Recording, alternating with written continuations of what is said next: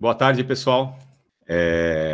Eu separei aqui um assunto, acho que é a primeira vez que eu falo especificamente sobre carreira. Eu já fiz N palestras, não só no TDC, mas em eventos oficiais da Microsoft e outros eventos de comunidade. Eu tento sempre contribuir com a comunidade do mesmo jeito que a minha carreira foi pautada por contribuições de outros colegas que me ajudaram a compreender tendências, a entender ferramentas, a aprender novas arquiteturas e por aí vai. Então, eu faço isso com muita satisfação, mas eu acho que é a primeira vez que eu falo especificamente sobre como se tornar algum papel ou como se qualificar para um determinado tipo de carreira.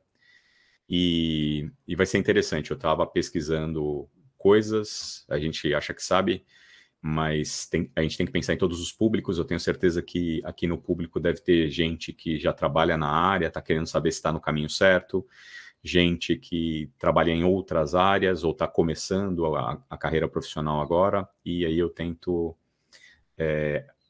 atender a todas essas expectativas.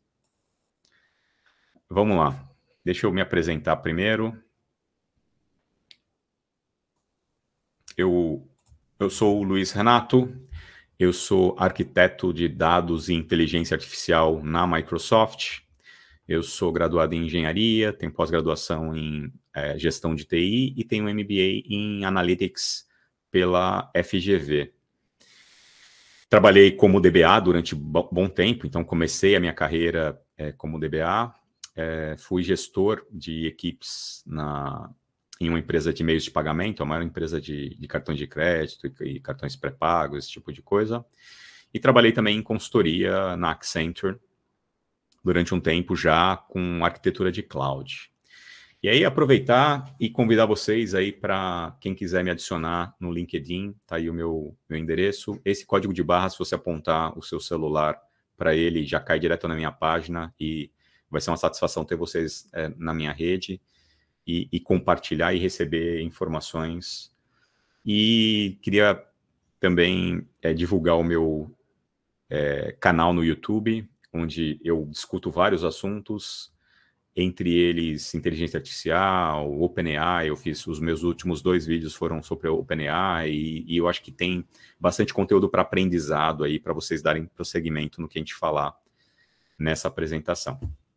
Deixa eu aproveitar enquanto vocês vão dando print na tela ou tentando se conectar comigo aí no LinkedIn, aproveitar o meu lugar de fala, né? Eu posso dizer que quase tudo na minha carreira, durante um bom tempo, ocorreu meio por acaso. Eu queria trabalhar com exatas, tinha facilidade em matemática e tudo mais.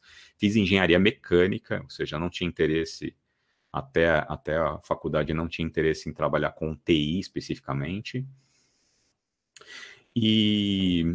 Mas eu tive a oportunidade, durante a faculdade, de estagiar em um grande banco, na área de banco de dados, né, de databases, e a partir dali eu aproveitei a onda, me dei bem, e me interessei pelo assunto e nunca exerci um dia sequer como engenheiro mecânico, né, que trabalha com máquinas, automação, enfim, qualquer coisa que faça movimento é mecânico. E aí eu fui seguindo o fluxo.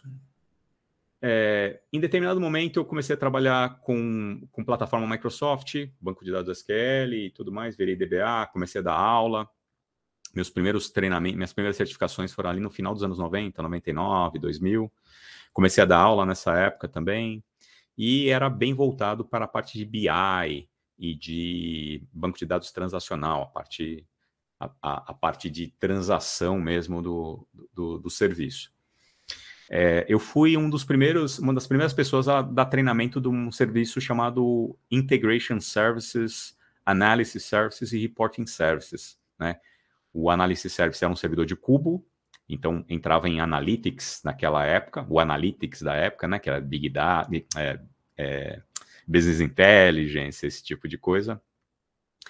E aí eu fiz um treinamento na Microsoft dos Estados Unidos chamado Training the Trainers, TTT, Training the Trainers, ou seja, eles treinavam uma pessoa lá nos Estados Unidos para que essa pessoa multiplicasse esse treinamento para outros instrutores, né? Então eu ia lá fazer o curso, voltava para o Brasil e dava treinamento para os trainers, para as pessoas que iam multiplicar.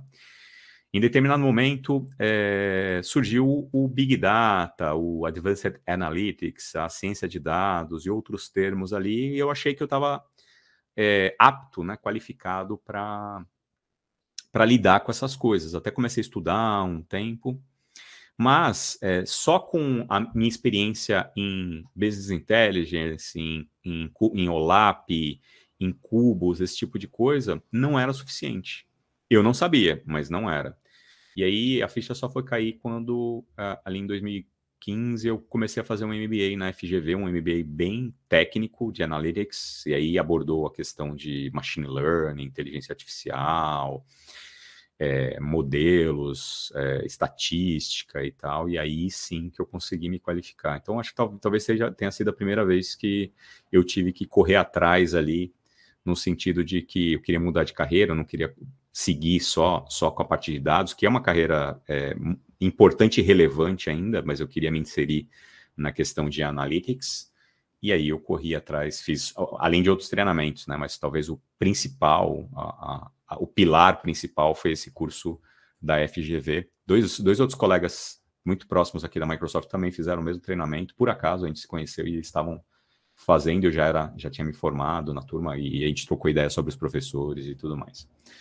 Então, eu posso dizer que eu passei por essa transformação, né? É claro que nem todo mundo veio da área de administração de banco de dados, ou na área de Business Intelligence, todo mundo está aqui interessado no assunto. Mas eu posso dizer que eu tive que me qualificar e correr atrás para me qualificar e me inserir nesse contexto. Primeira coisa que eu queria falar é o seguinte, o que é Data Analytics, afinal? Né? Eu estava procurando um termo que consolidasse várias outras coisas. Por exemplo, Big Data é Data Analytics, né? O Data Lake é Data Analytics, streaming, esse tipo de coisa é Data Analytics, ciência de dados é Data Analytics. Então, eu escolhi o Data Analytics, mas você poderia substituir ali como se tornar um cientista de dados, ou como se tornar um engenheiro de dados, ou como se tornar qualquer coisa. Assim, eu achei que Data Analytics é o mais genérico. E aí, para mim, Data Analytics é qualquer atividade que envolva captura, limpeza, preparação, processamento, análise e interpretação de dados. Então, a gente está tratando aqui de um guarda-chuva que contempla várias coisas, vários papéis, e é isso que eu vou tentar desmistificar aqui. Que mais? Para que a gente precisa, então, capturar, limpar, preparar, processar, analisar e interpretar dados? Para que alguém vai perder o tempo, ou vai investir o tempo para fazer essas coisas? Né? Por quê? Antigamente, a gente fazia essas coisas para responder a perguntas. Então, eu sei que o meu fluxo de caixa não está legal, que eu estou trabalhando bastante, estou fazendo muitas vendas e tudo mais, mas eu não estou tendo o tipo de renda ou lucro ou qualquer coisa assim, não está adequado. Eu esperava ter uma receita maior e tudo mais, então eu começo a analisar os dados. O que está acontecendo? Eu estou gastando muito com marketing, eu estou investindo muito, eu estou pagando muito caro nos insumos, na matéria-prima. Então eu tenho que analisar os dados, porque ao longo do trabalho, a rotina engole a gente sabe que entra porco de um lado, sai salsicha do outro lado, e eu vendo essas salsichas e no final minha receita não é esperada. O que está acontecendo? Então, esse trabalho, né, de Data Analytics, ou seja, de capturar, limpar, preparar, processar, analisar, interpretar os dados, antigamente era para responder pergunta. Agora, nem tanto, né? Não é só para isso. Expandiu-se muito. Na verdade, a evolução do Data Analytics, ela tem uma escadinha que vai do do que gera mais valor do que gera menos valor ao que gera mais valor, do que é menos complexo ao que é mais complexo. Então, se você está fazendo Data Analytics de forma descritiva, ou seja, o que aconteceu, para responder pergunta, né? Que é o que eu falei no slide anterior, você está respondendo uma pergunta. Se você... então, por exemplo, eu vou analisar tudo que eu paguei de matéria-prima, tudo que eu paguei de funcionários, aluguel, telefone e tudo mais, eu chego à conclusão, por exemplo, que meu produto está muito barato. Né? Eu tô cobrando menos do que é o meu custo pelo produto. Eu vou ter que aumentar o preço do produto, fazer promoção, vender em pacotes maiores, enfim. Eu quero que os dados me descrevam o que aconteceu, por que eu não obtive o resultado que eu esperava. Tem outro tipo de análise, né, de análise de dados, de data analytics, que é o diagnóstica. Então, olhando para o que aconteceu, eu vou chegar à conclusão de que eu estou gastando mais do que estou arrecadando. Mas o que está acontecendo? Será que meu produto está... De repente, o meu produto não está muito barato, de repente, o meu produto está muito caro, por isso que ele não está saindo, então eu tenho muito estoque. Então, eu preciso diagnosticar isso. Né? A descrição vai dizer, assim, ó, cara, você está gastando 100 e está faturando 102. Não é o suficiente, né? Um risco muito grande para uma margem muito pequena. Então, mas por que eu estou gastando 100 e estou arrecadando, estou tendo uma receita de 102? Então, eu tenho uma análise diagnóstica, né? Por que aconteceu? Por quê? Meu produto está muito caro, está muito barato, o meu custo fixo de aluguel está muito caro, tenho que mudar de bairro. Eu estou gastando muito com logística, tenho que pedir para meus fornecedores entregarem o produto ao invés de ir buscar. Né? Porque aí tem motorista, tem gasolina, tem desgaste de veículo e tudo mais. Então, a análise de dados diagnóstica é por que aconteceu, explica para mim o porquê aconteceu.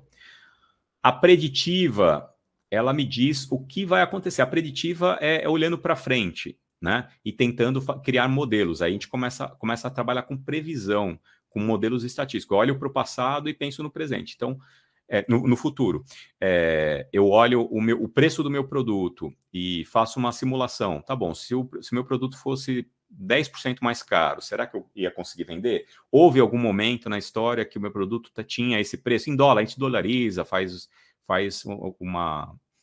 um feature engineering, né? Eu tento organizar os meus dados de forma que eles representem um cenário. Então, eu tento descobrir o que acontecerá.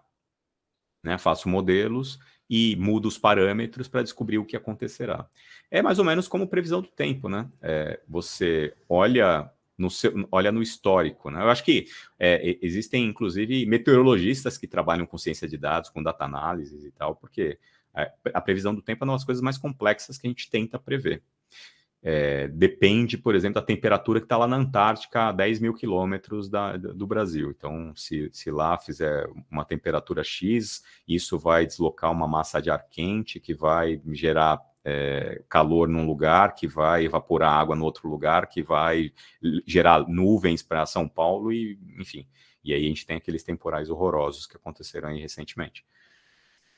Então, com modelos de predição, eu vou tentar descobrir o que acontecerá.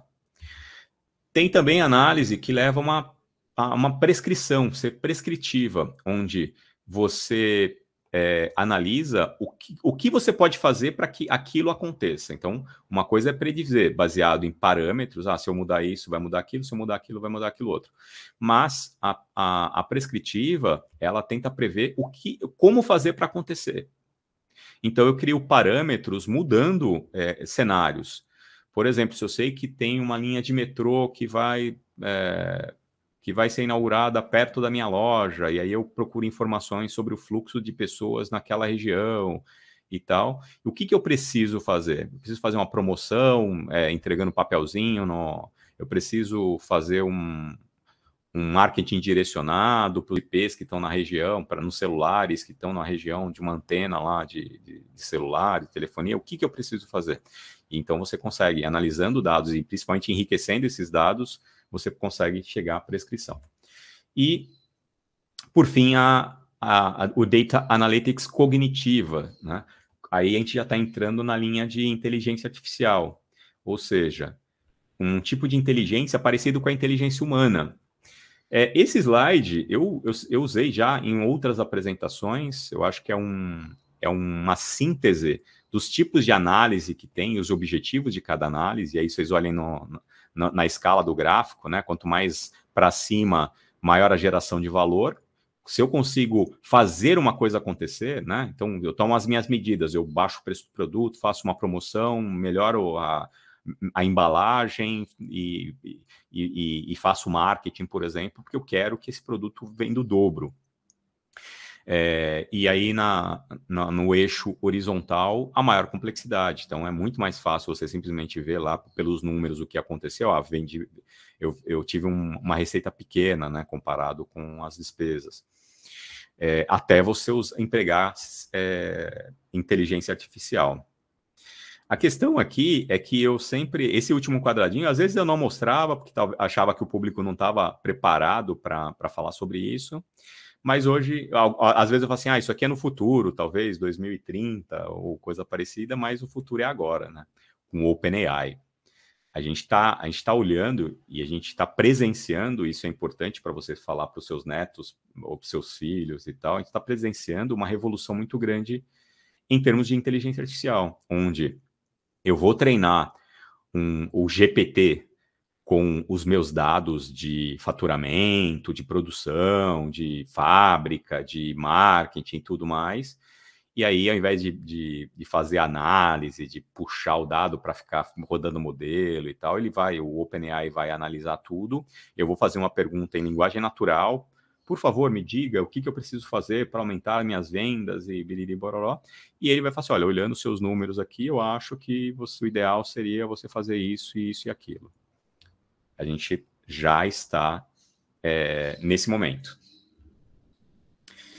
Então, a evolução, né, a geração de valor, ela é a partir da percepção, compreensão e antecipação do que pode acontecer, né, se eu tomar as devidas medidas. O que mais? A gente tem lá o período paleolítico do Data Analytics.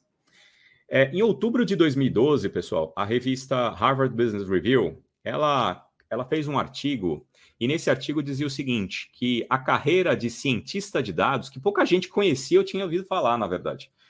2012, hein? A gente está falando mais de 10 anos. A carreira de cientista de dados, né, ou data scientist, era a profissão mais sexy do século XXI, até ali. Pensa bem quantas pessoas não se interessaram por né, ser profissionais mais sexys. Sexys no sentido de que tinha um apelo, que ia atrair mais talentos, que ia atrair mais gente, mais atenção, e que estava sendo muito mais valorizada do que outros papéis nesse contexto aí de Data Analytics. Então, surgiram lá os primeiros, eu chamo aqui de homoestatísticos, ou cientistas de dados de Neandertal. Então, surgiram lá os primeiros estatísticos, né, pessoas de matemática e tudo mais, que se interessavam por análise de dados, por campanhas, por recuperação de crédito, por scoring de crédito. Acho que as primeiras análises sempre foram assim, né? Eu posso emprestar dinheiro para esse cara? Ele vai pagar? Qual que é o histórico dele? Qual que é o perfil? Eu já emprestei para um monte de gente que não me pagou. Qual é o perfil dessas pessoas? Baixa qualificação. Esse cara não tinha um trabalho formal, né? Então, ele assume grandes riscos, né? Tanto ele pode virar um milionário, quanto com o negócio que ele tem, mas ele não tem um trabalho formal, com carteira assinada. Enfim, eu estou inferindo, tá, pessoal? Mas existem, sim, perfis que representam maior risco. Esses perfis não são precisos, mas eles contornam riscos de crédito. As financeiras, elas usam esses perfis e tudo mais para analisar crédito. Tem gente que realmente, se o cara o cara ganha 2, 3 salários mínimos, será que ele tem capacidade de pagar um empréstimo de 2 milhões de reais, por exemplo? Né? Quanto que ele vai comprometer do salário dele? Então, tudo isso é levado em consideração, quanto que ele está pedindo, histórico, né, de pagamento e tudo mais. Mas, enfim, as pessoas que já trabalhavam com isso começaram a expandir as suas atividades, né? Então, homoestatísticos, né, os matemáticos que começaram, os desbravadores da inteligência artificial, da ciência de dados, iam lá, matavam o dado, arrastavam o dado para dentro da caverna, e de lá de dentro rodavam seus modelos. Geralmente era uma, duas pessoas, não eram departamentos. Geralmente eles dependiam de que o dado fosse gerado e em formato já um TXT, CSV, alguma coisa assim, e eles processavam isso nas suas próprias máquinas, né, com ferramentas rudimentares ali, uma clava e tal. Tem um desenho do notebook. Claro que eu estou brincando, essas pessoas foram muito importantes, eu acho que para o desenvolvimento da ciência de dados e tudo mais, mas conhecimento de causa acontecia exatamente assim. Contratava-se algum especialista de mercado que era estatístico, matemático, enfim, tinha alguma experiência. Ele saía departamento por departamento pedindo geração de dados, falava assim, me gera aí os dados, e aí entrava numa fila, abria um ticket lá para o pessoal dos DBAs, para o pessoal de BI e tudo. E aí, semanas depois, eles geravam arquivos enormes, que ele demorava um tempão para fazer upload, para copiar para a máquina dele, e depois ficava rodando semanas ali para dar uma resposta, muitas vezes precisa e tal, mas será que o time to market estava correto? Será que esse tempo que demorou aí já não mudou todo o cenário? Então, não é assim mais que acontece. Eles foram os pioneiros, foram pessoas muito importantes para o desenvolvimento, né, da disciplina, mas as ferramentas e as capacidades foram mudando ao longo do tempo. Então, quais são as formações de um profissional de Data Analytics? Ali eu posso afirmar que eram quase todos matemáticos e estatísticos. Tá? Nos primórdios, ali, sei lá, final, há 10 anos, 2008, 2010, alguma coisa assim, eram matemáticos e estatísticos que já trabalhavam em áreas de crédito, por exemplo, né? Scoring de crédito, scoring de seguros e tal. Mas a ciência de dados, ela expandiu e começou a ser utilizado para vender pirulito, para vender carro e outras coisas. Então, as formações profissionais mais comuns são matemática e física, estatística, com certeza, engenharia, todas as engenharias. A engenharia tem disciplinas de matemática e física, assim, equivalentes ao curso inteiro de matemática, por exemplo, né? Então, eles têm todo o bacharelado quase dentro do curso de engenharia, né? Por isso que são cursos normalmente 5, 6 anos. Análise de sistema, desenvolvimento de software, ciências da computação, enfim, de uma certa forma, o currículo ali de exatas. E aí tem matemática pesada e se adaptam melhor, na minha opinião, olhando especificamente, né, para o papel de cientista de dados, os matemáticos, estatísticos, físicos, meteorologistas e por aí vai. Então, o cientista de dados é um super profissional e coisa e tal? Na verdade, não. É impossível, hoje em dia, ele trabalhar sozinho ou ele galgar resultados relevantes trabalhando sozinho. Na verdade, ele trabalha dentro de um pool de profissionais. Eu separaria algo como 3 papéis principais, mas eu vou falar de outros papéis. Vamos pensar o seguinte, pessoal, o cientista de dados, ele não necessariamente tem conhecimento, ele é um estatístico especialista ali, né, em matemática e tal, conhece vários modelos e várias formas de categorizar, clusterizar e inferir dados, só que às vezes ele não conhece o business da empresa, não conhece os dados, não sabe que dado que tem, não sabe nem que dado que pedir ali, né? Ele fala assim, me passa seus dados. Quais dados? Não sei. Então, se você simplesmente pegar uma planilha e mandar para ele processar lá, ele pode chegar à conclusão, por exemplo, de que tem um produto que sua empresa oferece em outros países e que ele não oferece no Brasil e que no Brasil não tem nenhuma concorrência e que ninguém tem aquele produto. Ou seja, se você oferecer esse produto no Brasil, você pode ser líder de mercado, ter um market share de 99% e assim por diante, né? Olhando só os números. E esse produto é exatamente uma moto de neve. Pensa na situação. Moto de neve no Brasil. É verdade, é um produto que não tem a venda no Brasil, não tem concorrente, ninguém tem e provavelmente não vai ter, a não ser que a gente tenha muitas mudanças climáticas aí pela frente. Você percebe? Ele vai olhar o número e vai trazer uma grandeza estatística dizendo assim, olha, a probabilidade de aceitação de um produto, dos seus produtos aqui, é esse produto que tem uma alta rentabilidade, não tem concorrente no Brasil, ninguém tem, não tem penetração de mercado e tudo mais. Mas às vezes é um produto que simplesmente não se adapta ao Brasil. Então, ele é apenas um papel, né, em uma estrutura que vai ter o cientista de dados, um engenheiro de dados e um analista de negócios. Tá? Eu estou simplificando para vocês entenderem a cadeia. Tá? Antes disso, tem o pessoal de segurança, de governança, tem os arquitetos que desenharam a forma na arquitetura do sistema que eles vão trabalhar e tudo mais, mas grosso modo é isso. O cientista de dados jamais conseguiria fazer, a não ser que ele está analisando os dados de uma empresa pequena, uma loja pequena, uma padaria, né,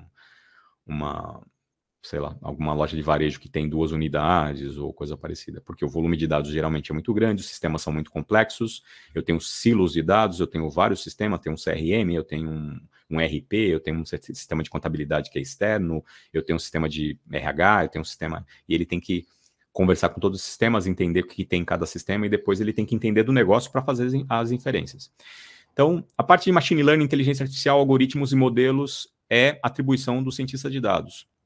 A parte de movimentação de dados, ingestão de dados, data lake, lake house, é uma atribuição do data engineer. E a parte de self-service BI, exploração de dados, a análise dos dados de fato, é o analista de negócio, que é um cara com o pé ali no negócio, que vai olhar e vai falar assim, cara, moto de neve, esquece. Não vai funcionar no Brasil. Né? Embora seus números estejam dizendo que sim. Existem outros fatores, né? Fatores culturais, socioeconômicos e tudo mais, que às vezes fogem de um cientista de dados. E a parte de governança é importante, mas ainda assim existem vários outros papéis, o pessoal de infraestrutura, os DBAs, e eu vou falar mais alguns papéis, né? Então, quais são os papéis importantes e relevantes no ambiente de Data Analytics? O cientista de dados, o analista de negócio, que a gente já viu, o engenheiro de Machine Learning, o engenheiro de dados, que estava no slide anterior, o Data Engineer, o arquiteto de dados, o Data Engineer, o estatístico, o gerente de Analytics, tem que ter alguém para orquestrar, enfim, para coordenar o processo. Aí, às vezes você tem gerentes de projeto, gerentes de analytics, né? Pode ser um people manager, pode ser um gerente de projeto, um desenvolvedor de Power BI, né? da plataforma de consumo dos dados, tem que ser alguém com skills de user interface, né? User experience, UX, UX. Um pesquisador, um analista de DW, e a lista não para por aqui, tá? É não exaustiva, mas são os principais papéis, e aí provavelmente a gente vai ter que escolher ou ter afinidade com um ou mais desses papéis. Vamos falar sobre Data Warehousing tradicional. Eu acho que é mais fácil pensar no que era ou no que muita empresa ainda usa e vai continuar usando. Um Data Warehousing tradicional, ou seja, pensa num life cycle, né? O meu produto, ele teve lá o ciclo de vida dele. Ele começou, terminou, então houve a produção, eu comprei uns insumos, produzi aquele produto, encaixotei os produtos, mandei para as distribuidoras, vendi o produto, faturei o produto, recebi, cobrei, né? Porque eu vendi faturado, parcelado, ou coisa parecida, pagar 30, 90, 60, 90 e tal. Faturei, dei garantia e acabou. Ou seja, o ciclo de vida do produto acabou. Eu posso jogar esse dado fora? Não. Lá atrás, ainda nos anos 70, eles chegaram à conclusão que esses dados têm muito valor. Né? Eles têm, obviamente, o valor intrínseco ali, porque é daquela venda que você vai gerar uma duplicata, que vai gerar o seu faturamento. Mas depois que eles têm o ciclo de vida deles terminados, eles ainda têm valor. Em um determinado momento, quando o armazenamento de dados era uma coisa extremamente cara, o dado era jogado fora. Conforme foi se barateando o armazenamento dos dados, eles começaram a guardar e chamaram de armazém de dados, ou seja, eu guardo o meu arquivo morto ali, meus dados que já tiveram seu ciclo, eu guardo para usá-los depois. Para quê? Para descobrir perfil de uso. Eu vendo mais para homens ou para mulheres? Eu vendo mais para classe A, B, C ou D? Eu vendo mais para que bairro? As pessoas que compram meu produto, elas moram aonde? Eu tenho essas informações, né? Quando eu entreguei o produto, o cara não colocou o cadastro dele para parcelar. Qual que é a faixa etária de meus clientes? E tudo isso é importante. Às vezes, o dado ele vai se movimentando ao longo do tempo. Eu falo assim, olha, em 2010, a faixa etária era entre 20 e 30 anos. Em 2012, era em 25 e 35 anos. Em 2015, era entre 30 e 40 anos. E assim por diante, eu vou entendendo e antecipando. Então, os dados antigos, eles eram guardados, né? Já não tem mais... já não tem mais uso no ambiente transacional, e eles eram guardados num armazém de dados. E para guardá-los, eu usava um processo chamado ETL, Extract, Transform e Load. Eu usava ferramentas que pegavam os dados do meu RP, do meu CRM, das fontes invariavelmente relacionais, transacionais, e guardava no Data Warehousing, só que eu guardava em um formato diferente, né? Um star schema, que a gente chama, que é o formato. E aí eu usava um OLAP. Eu não preciso do dado no formato original. O formato original normalmente era um formato normalizado, usava regras e formas normais para gravar menos dado, para ler menos dado. Já no OLAP, não. No OLAP eu posso ter redundância, eu não preciso me preocupar tanto com isso, e eu simplifico bastante. Então, por isso é aí que entra o Star Schema, o esquema Snowflake, para gerar reports. Né? Então, eu conseguia comparar a venda do ano passado, do ano retrasado, do outro ano e tal, sem necessariamente ter esses dados no meu banco corrente. Então, meu banco de transacional tinha os dados mais recentes, dados mais antigos eu tinha num sistema de OLAP, lá, um cubo multidimensional. E quais são os tipos de dados que existem hoje, né? Não é só dados estruturados, né? Ou dados de SQL, né? De linguagem estruturada, dados relacionais. A gente tem dados semi-estruturados e dados não estruturados. Semi-estruturados são formatos, enfim, do tipo JSON, XML, sei lá.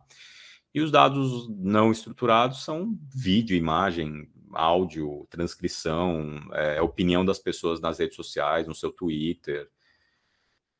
Tudo isso é dado que pode ser processado. Deve ser processado, tem muita empresa que faz isso já.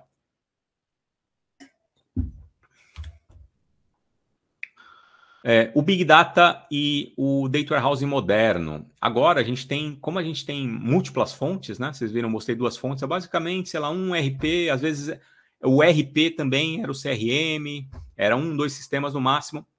Hoje não. Hoje você pode usar o Dynamics para fazer CRM, né? Não preciso desenvolver ou comprar um serviço. Eu alugo, eu uso o SaaS. O Microsoft Dynamics, ele oferece lá um serviço de CRM. Eu posso contratar um SAP, por exemplo, para ser meu RP. Eu posso contratar serviços da nuvem múltiplos. Posso ter um sistema de IoT para minha frota, para saber, né? Então, eu tenho a internet das coisas nos meus caminhões, eu sei onde é que está cada caminhão. Se um cliente reclamar lá que o produto não chegou, eu procuro no mapinha e falo assim, o caminhão está a 5 km de você, deve chegar em 10 minutos. Né? Isso é uma resposta objetiva para um cliente. Não, vamos estar vendo... ou vamos tentar agilizar ou coisa parecida. Se tiver problema, tem que falar, assim, tem problema, houve um acidente furou o pneu, tá longe e tudo mais, para alinhar a expectativa. Combinado não sai caro. Então, como eu tenho múltiplas fontes de dados, as redes sociais, vídeos, imagens, informações de redes sociais, dos meus sistemas internos, eu tem um outro processo, uma outra forma de tratamento. Então, a gente já não fala mais ETL. Por quê? Não se transforma o dado.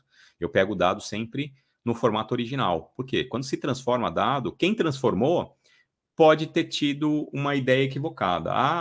A idade das pessoas não interessa, então não vou mandar para frente aqui, não vou pegar as informações de data de nascimento dos clientes. Quem falou isso para ele? Então, o engenheiro de dados, ele está ali hoje para mandar os dados, ou seja, capturar os dados da melhor forma possível, eventualmente tratá-los, mas nunca transformá-los e jamais descartar dados. Então, a ingestão, ela se difere do que a gente chamava de ETL, porque o ETL ele tinha a função dele, que era tornar mais leve as cargas. Se eu levasse todas as informações, inscrição estadual, número do chassi do, sei lá, do veículo que retirou. Será que as informações são relevantes? Na época, tudo que a gente pudesse tirar ajudava a reduzir o custo de armazenamento, de transporte da informação, de link, de tudo, né? De processamento. Então, a gente depenava o dado e tentava levar para frente nos data warehousing só o que era relevante. E aí muita informação que era relevante se perdia. Então, a ingestão hoje ela é um desafio porque as múltiplas fontes são complexas e tudo mais, tem questões de segurança, mas o que ele faz é pegar o dado e gravar dentro do nosso data lake, na parte de armazenamento, da forma mais crua, mais bruta possível. Dali para frente, e aí também o armazenamento, ele não é dentro de um banco de dados de DW, um motor de busca, aí, porque senão eu vou ter que pagar a licença de banco de dados, né, de banco de dados high-end ali, vou ter que pagar armazenamento em discos rápidos no storage, SSD e tudo mais, e às vezes eu estou pegando informação que é da minha rede social, que às vezes não tem nenhum insight ali para mim. Então, o tipo de armazenamento não é mais em um banco de dados, é em storage. Um tipo de armazenamento extremamente barato. Na nuvem, principalmente, é extremamente barato. Você paga por megabyte ocupado, né? Você carregou 1 megabyte, você paga 1 megabyte. E se você não carregou nada, você não carrega nada. Se você testar, processar o dado e não encontrar insights, você fala assim, eu vou descarregar, vou jogar fora esses dados aqui de redes sociais, por enquanto. E aí você pode descartar e você para de pagar. É aí que tá, né? Aí que casa... na verdade, a gente chegou até onde a gente chegou no OpenAI hoje, exatamente por causa da computação em nuvem, né? Das nuvens públicas. E aí, já que se falou em OpenAI, o treinamento, né? Todo o treinamento do OpenAI foi feito dentro da nuvem pública do Azure. Né? Tudo que se desenvolveu de OpenAI de 2019 até agora, até chegar no ChatGPT, aí que tem... espantado todo mundo que brinca com ele, foi processado dentro do Azure. Depois, é a parte de treinamento, aí que entra o cientista de dados, né? Então, ele vai usar ferramentas avançadas de treinamento, algoritmos, bibliotecas para processar os dados, para gravar numa camada de serve, um serve layer, que a gente chama, e aí mais para frente eu vou... Mais para frente eu vou falar um pouco sobre arquitetura Lambda, né, que mostra esse serving layer, para chegar lá na frente e o dado gerar insights, ou seja, alguém plugar o Power BI nesse dado e consumir, né, de self-service analytics ou self-service BI, ou gerar análises avançadas, pedir para um analista de negócio que tenha modelos à disposição, que consiga através de ferramentas, né? O Power BI ele tem o Quick Insights, que gera um modelo já pré-processado, ele consegue gerar insights em cima dos insights e tudo mais, gera uma série de sugestões de processos, e o Power BI também está integrado com o OpenAI, então ele permite, inclusive, que você crie estruturas DAX com linguagem, com português falado, com linguagem natural. Muito bem. Então, quando a gente fala em data warehousing, a gente está falando em algo como um copo d'água. Ele é límpido, transparente, inodoro e tudo mais, cabe na palma da mão, né? E ainda é muito importante, né? A gente não pode descartar, eu tenho uma planilha do Excel, vou fazer Big Data com essa planilha. Não tem sentido. Aliás, uma das definições que eu gosto de usar para Big Data é quando que o dado começa a ser Big Data? Provavelmente quando ele não cabe mais no Excel. A gente já pode chamar de Big Data. Mas se tem uma planilha do Excel, cara, eu posso usar a pivot table lá do Excel para tirar insights. Né? Mesmo um data warehousing que é baseado só num ERP e tudo mais, eles têm ferramentas tradicionais, tem muita gente que sabe lidar com esses dados, sabe minerar, processar esses dados. Eu não vou precisar implementar necessariamente um Big Data. Agora, quando o volume de dados e as fontes começam a ser maiores, heterogêneas, complexas e tudo mais, aí a gente parte para o Big Data. E o Big Data, comparado com o data warehousing, é como se fosse aí um reservatório de Itaipu. Essa foto não é de Itaipu, mas é só para a gente entender o nível de dimensão, de comparação entre essas duas coisas. Né? E por que eu não tinha Itaipu lá em 98, né? Em 2002? Por quê? Porque o armazenamento era muito caro. Pensa no primeiro pendrive que você teve. eu acho que era 1 giga, sei lá, 550 mega, né? E quanto que custava? O primeiro pendrive. O primeiro celular que você teve, eu tenho certeza que não passava de 4 gigas, né? Hoje a gente já tem celulares de 1 tera. Tenta voltar no tempo, pega uma máquina do tempo, volta lá para 1900, sei lá, para 2008 e tenta comprar 1 tera de storage, de SSD ou qualquer coisa para você ver quanto custa. Então, com o passar do tempo, o poder computacional, GPU, né, processamento gráfico, armazenamento, tudo isso foi ficando acessível e barato. E permitiu que nós dessemos ao luxo de reservar dados. Outra coisa que eu gosto de fazer é tentar simplificar. Quando me falaram, mas nós temos os data lake, assim, o quê? Data o quê?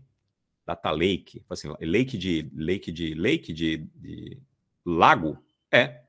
Assim, não, deve ter outra tradução. Procurei no dicionário de inglês e era lago. Um corpo d'água, estático, biriri. E eu falei assim, não é possível, não entendi o conceito. E aí, enfim, conversando com pessoas e tentando dar outros exemplos, tal, eu cheguei à conclusão que o lake, a melhor metáfora para ele é um reservatório. Esse reservatório ele tem comportas. Se eu quiser esvaziar o reservatório, eu abro as comportas, o dado sai, jogo fora. Se eu quiser guardar mais dados, menos dados e tudo mais. E ali tem de tudo. Tem peixe, tem água, tem colchão velho, pneus que jogaram fora, tem terra, lama. Enfim, tem um pescador ali pescando. Então, no Data Lake tem tudo. É um tipo de armazenamento muito barato. Você guarda tudo que você quiser, imagem, vídeo, áudio, tudo que você quiser. Depois você vai transformando, né? E começa a cruzar essas informações. Então, usem sempre a metáfora, falou em data lake, pensem num reservatório que você tem total controle sobre o conteúdo ali, o que tem. Beleza, vamos falar então dos sites de Data Analytics. Então, para quem quer se inteirar de Data Analytics, eu recomendaria o Microsoft Learn. É um site que tem vários treinamentos, todos gratuitos, de plataforma Microsoft, que tem que o Microsoft Azure, por exemplo, é a nuvem mais completa em termos de... Não tem nem o que discutir. Pensem que a Microsoft é dona do SQL Server. O SQL Server é o banco de dados Enterprise mais popular, né? De licença paga, porque ele oferece licença. Mas tem o MySQL. Ok, MySQL tem seu espaço no mercado, mas MySQL é como se fosse a TV aberta, né? TV aberta e o SQL Server é como se fosse o Netflix. Você está satisfeito, né, com a programação da TV aberta, usa lá, né? Você pode usar. As pessoas alternam. O Jornal Nacional, elas assistem lá na TV aberta. Quer assistir um filme, uma série, alguma coisa assim, vai para o streaming. Então, o banco de dados com maior unidades vendidas, né, que tem maior market share, é o SQL Server, é da Microsoft, roda como PaaS dentro do Azure, como plataforma. O OpenAI só roda dentro do Azure, né, como serviço Enterprise também. Cosmos DB, enfim, tem a parte de Machine Learning, de Synapse, Databricks, tudo isso roda lá dentro do Microsoft Azure, então talvez os cursos Enterprise mais interessantes e são gratuitos, eles estão dentro do Microsoft Learn.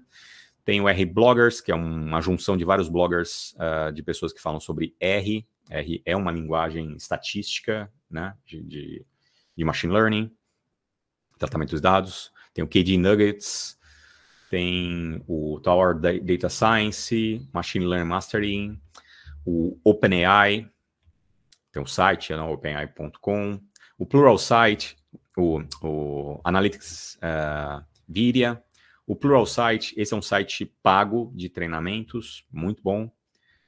Tem o Khan Academy de treinamentos também, acho que a maioria dos treinamentos são gratuitos.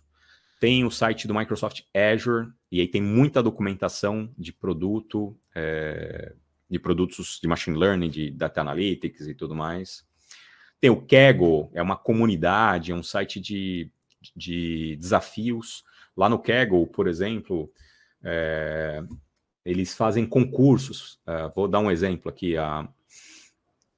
A Netflix, por exemplo, ela queria melhorar o seu algoritmo de recomendação, ou seja, ela tem milhares de filmes lá e ela queria oferecer, ela queria que o usuário não tivesse que perder 2 horas para assistir 1 hora de seriado, né? 2 horas procurando para assistir 1 hora de seriado. Então, ela quer melhorar o seu algoritmo de recomendação. Você assiste um filme, 2 filmes, ele entende mais ou menos o seu gosto e depois começa a recomendar coisas que são alinhadas com você.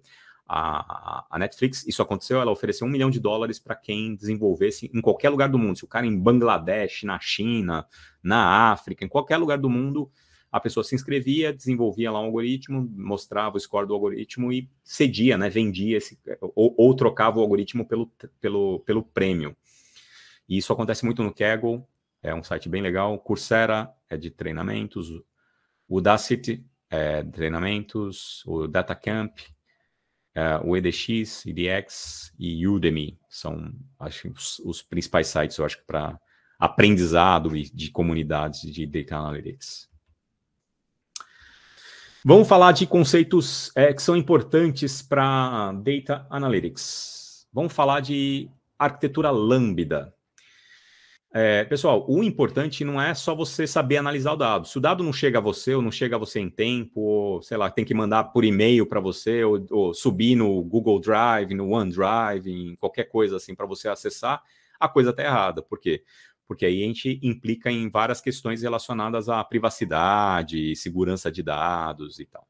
Então, os dados eles têm que ter um fluxo contínuo. Data Analytics não é um projeto, é um programa, ele é contínuo. Não adianta, sei lá, desenvolver um programa e falar assim, o resultado é esse. Daqui a 2, 3 meses a coisa mudou. Por quê? Porque os seus concorrentes começaram a usar o OpenAI. E aí você que desenvolveu um algoritmo lá baseado em, sei lá, em regressão linear há 2 anos, aquela informação que você desenvolveu, aquela solução, aquele modelo, aquela saída já não é mais a mesma. Então, os modelos têm que ser retroalimentados, eles têm que ser treinados, retreinados, repreparados, e novos dados têm que enriquecer esse modelo. E aí, uma forma de você preparar esses dados é através de uma arquitetura que a gente chama de Lambda, que ela prevê o batch layer e o speed layer, né? Duas camadas horizontais ali de tráfego de dados. A batch layer, o próprio nome já diz, o reloginho passa, uma vez por dia você vai lá, pega os dados da sua operação, processa esses dados e disponibiliza esses dados no serving layer para ser consumidos. A speed layer é tão importante quanto, só que ela é para dados que são streaming. Se você está analisando, por exemplo, a performance de uma máquina, se você descobre que quando a máquina chega a uma determinada temperatura, a qualidade do produto cai, não adianta você no dia seguinte falar assim, a máquina chegou a mais de 100 graus, então, ou seja, aquele lote daquele produto estragou. Você tem que saber na hora, tem que ter um alarme tocando, ou alguma coisa assim. Então, você tem que colocar sensores, vários sensores em vários pontos dessa máquina e capturar esse dado a cada 2 segundos, a cada 10 segundos, ou alguma coisa assim. Toda vez que a temperatura chegar naquele threshold lá que você escolheu, você desliga a máquina, liga o sistema de arrefecimento e por aí vai. Então, o speed layer, diferente da batch layer, ele processa os dados em tempo real ali. Né? Tanto ele pode só pegar o dado e plotar, não só dizer, a temperatura chegou a tanto, isso, disparar um alarme, quanto você pode, em tempo real, você pode processar esse dado e transformar esse dado de uma forma que seja mais fácil de ler, enriquecer com outras coisas. Tal. Então, isso é a arquitetura Lambda. E a arquitetura Lambda é contínua. O que é batch vai fazer uma vez por dia, né? Roda lá uma vez por dia. Não é uma ou outra. Provavelmente você tem a necessidade das duas. Né? Para alguns tipos de dados, algum tipo de análise, você precisa do batch layer. Para outros tipos de análise, para outros dados, você precisa da speed layer. E o serving layer é sempre a camada semântica que a gente chama. Né? Eu transformo o dado de uma forma que meu usuário consiga consumi-lo. Se eu tacar um monte de arquivo Parquet, o cara não vai saber abrir. Ele sabe abrir se der para abrir no Excel. Ele sabe abrir se der para abrir no Power BI.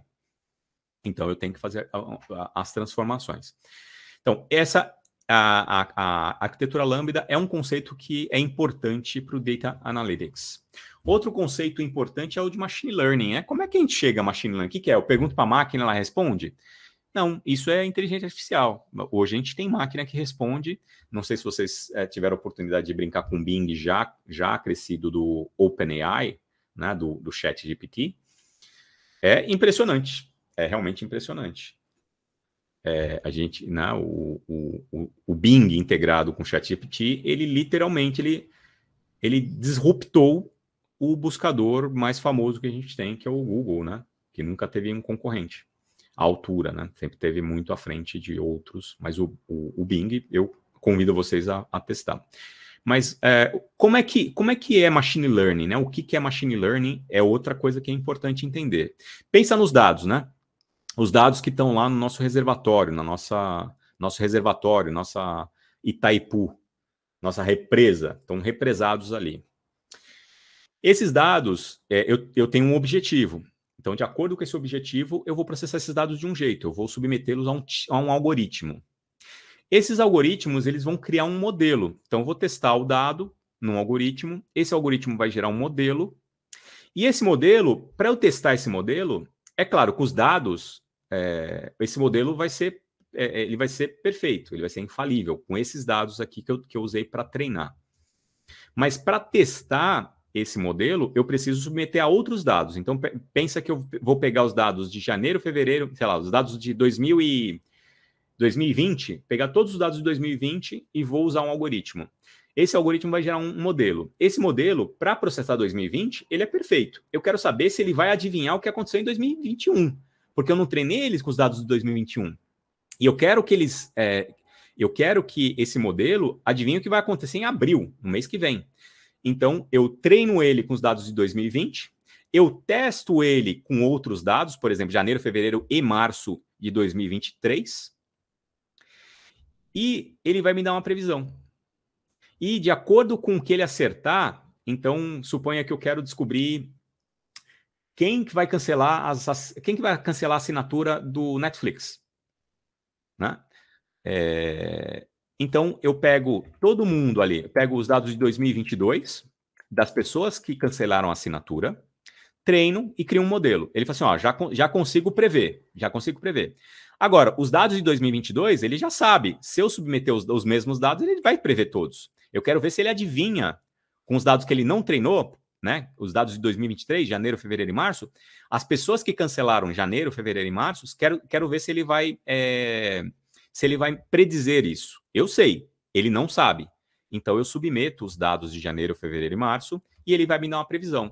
E de acordo com o nível de acerto dele, ele fala assim, nossa, ele acertou 95% das pessoas que cancelaram janeiro, fevereiro e março, sem eu falar nada. Eu só mostrei, ele foi no perfil, quanto tempo o cara assiste Netflix, que tipo de filmes ele assiste, qual a taxa de abandono, né? Ele começa a assistir um filme e não gosta, uma série não gosta e para na metade e tudo mais. E aí, de acordo com esses dados e com o perfil que ele traçou, né, dos dados anteriores, ele vai me dar uma previsão. E aí, de acordo com o nível de acerto dessa previsão,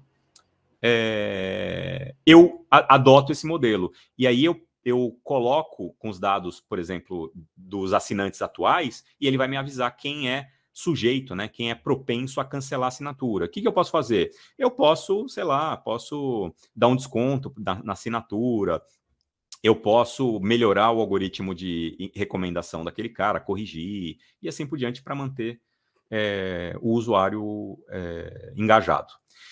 Principais habilidades e conhecimentos, né? Probabilidade estatística, álgebra linear, nuvem pública, Synapse, MLOps, DataOps, serviços cognitivos, Power BI, Databricks, Python, com certeza R, SQL e Spark.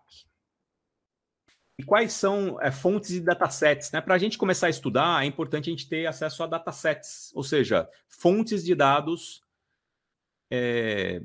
fontes de informação de dados que eu posso testar. Por exemplo, dado de IBGE, enfim, massas de dados para eu testar os meus modelos, enquanto eu estou estudando, estou me qualificando, estou fazendo treinamentos e tudo mais. Então, Eu listei aqui o Reddit, o Azure Open Datasets, o 538, o IoT Simulator, o Gov, né, dados.gov.br, são informações em português. Tem muita informação em inglês, pessoal. Em inglês não tem acentuação, o separador de dezenas é o ponto ao invés de vírgula. Então, é importante usar esses sites em português. Tá? Dê um print aí, ou depois procurem um material. E os principais algoritmos, né? Então, regressão linear, K-means, gradient boost, suporte vetor machine, artificial network, random forest, o componente principal, naive bias, decision tree, regressão logística, e as principais bibliotecas, pandas, né, biblioteca clássica do Python, NumPy, scikit-learn, Keras, PyTorch, LightGBM, que mais? SciPy, Dino, TensorFlow. E por último, esse aqui é o meu último slide. Use nuvem pública, use Azure, tudo isso que eu falei está lá disponível com documentação, com treinamento. Então, a gente tem serviços cognitivos, APIs para usar, OpenAI é uma delas. A gente tem os frameworks mais populares, PyTorch, TensorFlow, Keras, Onyx. A gente tem os serviços, né, produtos e serviços Azure Databricks, Azure Machine Learning Services, Synapse Analytics. A gente tem máquinas de GPU, CPU, FGPA e a gente tem integração com on-premises. Dá para você criar modelos e processar esses modelos em edge, que a gente chama, né? Se você tem uma câmera de vigilância que precisa processar um modelo para tomar uma decisão, você consegue treinar esse modelo dentro do Azure e depois descarregar esse modelo em formato de container dentro de uma câmera, ou de um dispositivo, ou de um device. É isso, pessoal. Tem pergunta? Quem quiser, então, me adicionar no LinkedIn, fica à vontade, vai ser um prazer. Tem pergunta aqui, deixa eu ver. Tem tempo para responder pergunta, Adriano? Estamos em cima da hora, mas tranquilo. Vamos lá, deixa eu pegar aqui. Então, aqui na empresa, eu fico uma parte como analista de negócio, ETL. Então você faz tudo, né? Bombril. Isso acontece, tem algumas empresas que ainda não se estruturaram para dados. Eu acho que é uma oportunidade de aprender várias posições, isso é importante. E aí, os exemplos que eu dei são todos de empresas enterprise, onde realmente o volume de dados, o volume de trabalho é muito grande, e posso dizer que tem empresa que tem meia dúzia de engenheiro de dados, meia dúzia de cientistas de dados, e cada um só faz sua própria função. Eu acho que se você está tendo oportunidade de trabalhar, fazer o ETL, fazer o BI, trabalhar, o Fábio Ferreira perguntou aqui, aproveita, provavelmente você está sobrecarregado, mas aproveita que é uma oportunidade de aprendizado.